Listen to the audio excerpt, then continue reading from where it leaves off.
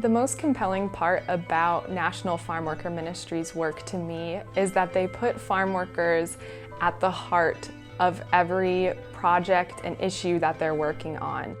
What we do as an organization is that we not just stand with farm workers, but with unions of farm workers and associations of farm workers.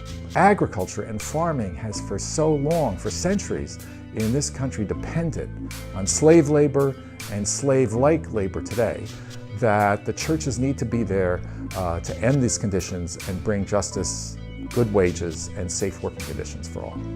I'm drawn to work with the Farm Worker Ministry and to the whole work with farm workers because we all eat. And the injustice that's been done to farm workers since the beginning of this country is one of our cardinal sins. Generations, this is a paraphrase, but roughly it goes, generations ago we owned slaves, now we just rent them. It's some of the hardest work, some of the most dangerous work, and some of the most low-paid work that we have here in the United States and in places around the world.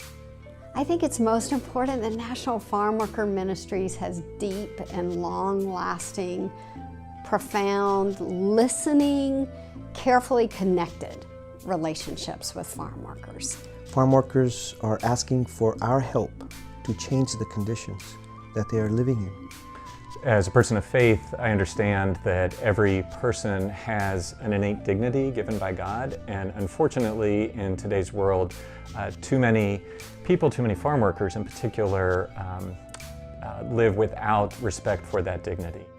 National Farm Worker Ministries seeks to listen to the voices of farm workers as they have identified their own priorities, and then to demonstrate actively as communities of faith. In this moment, we live in an increasingly connected world, and yet we are in some ways increasingly disconnected from the realities of the world. We can choose to ignore the challenges and sort of live in our own little silos. Think about when we are sitting at our table.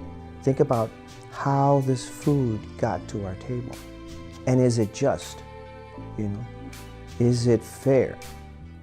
So standing with them and walking with them for fair wages, for safe conditions in the fields, for bathroom breaks, just things that we all take for granted in our daily lives, but are a struggle for them each day for dignity, is so important. And so for us, understanding that these deeper systems of oppression, from greed, from capitalism, from development aggression, that we need to address them together, and how we as people of faith can be active in solidarity as they are sort of leading us into and inviting us into living differently, is just a tremendous gift and an opportunity for us as people of faith.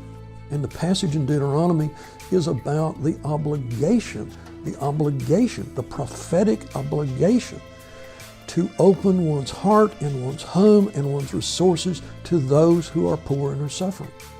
But as long as I'm eating, I'm involved in the farm workers' struggle. So I can't just walk away from that. But I am part of it, and you and I, as long as you're putting food in our mouth, we have to say, who's putting that food on our tables? Some people have been in this for 40 years, in this fight for 40 years, so to jump in and be a part of it, like, I just want to do whatever I can. There's no other way except through solidarity and through support.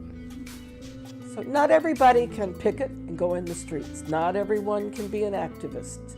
Not everybody can go and be with the farm workers. But everyone can do something as simple as a contribution, as simple as a letter.